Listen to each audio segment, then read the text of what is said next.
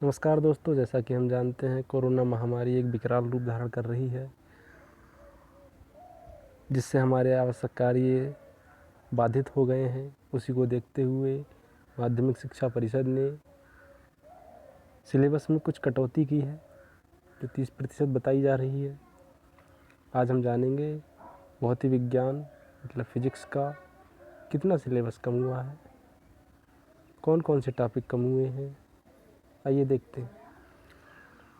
दोस्तों, जो इकाई पहली है स्थिर वैद्युत की, उसमें से एक ही टॉपिक कम हुआ है। एक समान आवेशित पतले गोलीय खोल या पृष्ठ के भीतर तथा बाहर दोनों विद्युत क्षेत्र ज्ञात करना गाउस के नियम से।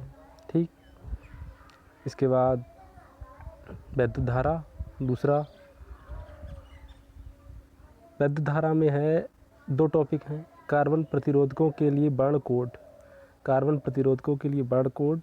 दूसरा टॉपिक है प्रतिरोधकों का श्रेणी तथा पार्श्वीकरण, जो दोनों इजी टॉपिक थे लेकिन हटा दिए गए हैं।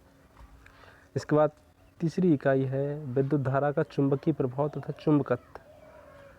इसमें से चुंबकीय द्विध्रुव, क्षण चुंबक के कारण अक्ष के अनुदिश तथा अक्ष के अभिलंबक चुंबकीय क्षेत्र तीव्रता। ठीक, एक समान चुंबकीय क्षेत्र में चुंबकीय द्विध्रुव पर बल आघूर्ण, चुंबकीय अवयव, अनुचुंबकीय, प्रतिचुंबकीय तथा लौ चुंबकीय पदार्थ उदाहरण सहित। ठीक, ये भी इजी टॉपिक था।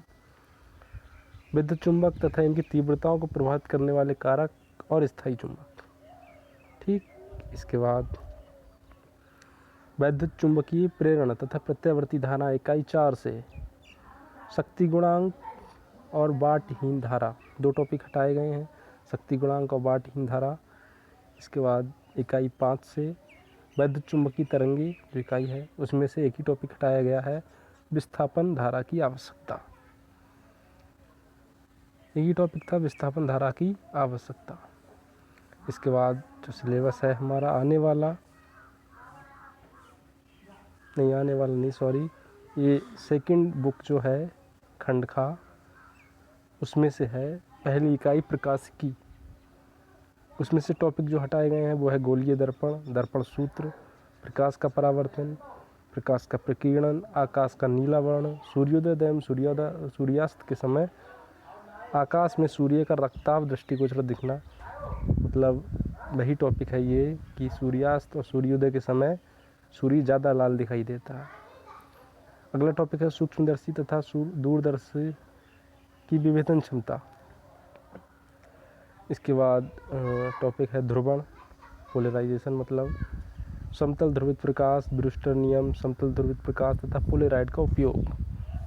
इसके बाद इकाई 2 है द्रव्य तथा विकिरणों की दैत्य प्रकृति। इसमें से एक टॉपिक हटाया गया है डेविसन तथा जर्मर प्रयोग, जो ज़्यादा पूछा नहीं जाता है बोर्ड में। इसके बाद इकाई 3 से परमाणु तथा नाभिक।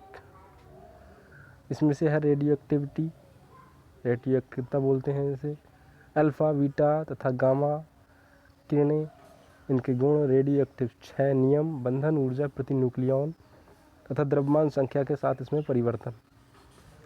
ठीक, इकाई 4 है इलेक्ट्रॉनिक युक्तियाँ। इसमें से दो टॉपिक हटाए गए हैं, जेनर डायोड और वोल्टता नियंत्रक के रूप में जेनर डायोड। ठीक, वोल्टता नियंत्रक के रूप में जेनर डायोड। कुछ प्रयोग भी हटाए गए हैं जो लैब में हम प्रैक्टिकल करते हैं। उसमें से पहला है चल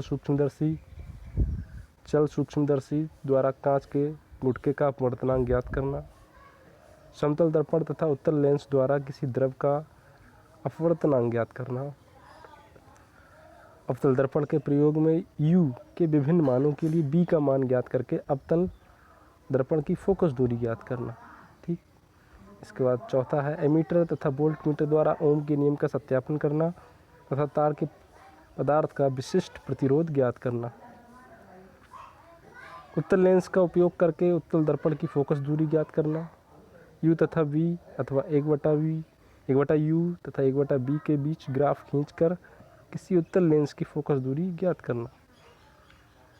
उत्तल लेंस का उपयोग करके अवतल लेंस की फोकस दूरी ज्ञात करना। 8वां है दिए गए प्रिज्म के लिए आपतन कोण तथा विचलन कोण के बीच ग्राफ खींचकर न्यूनतम विचलन कोण ज्ञात करना तथा प्रिज्म के अपवर्तनांक का पदार्थ का अपवर्तनांक ज्ञात करना। 9वां है वोल्टमीटर तथा प्रतिरोध बॉक्स की सहायता से किसी सेल का आंतरिक प्रतिरोध ज्ञात करना। 10वां है विस्थापन विधि से उत्तल लेंस की फोकस दूरी ज्ञात करना। इसके बाद 11 है दिए गए धारामापी जिसका प्रतिरोध एवं दक्षतांक ज्ञात हो तो को वांछित परिसर अमीटर में रूपांतरण करना। पीएन डायोड का अभिलक्षणिक वक्र खींचना एवं अग्र अभिनति प्रतिरोध ज्ञात करना। 13वां है जेनर डायोड का अभिलक्षणिक वक्र खींचना। इसके बाद 14वां है जेनर डायोड के अभिलक्षणिक वक्र की सहायता से उत्क्रम भंजन वोल्टता ज्ञात करना।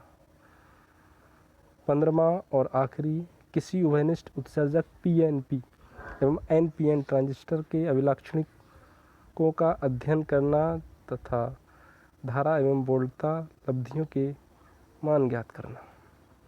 दोस्तों ये थे हमारे प्रैक्टिकल। तो दोस्तों आशा करते हैं आपको समझ में आए होंगे।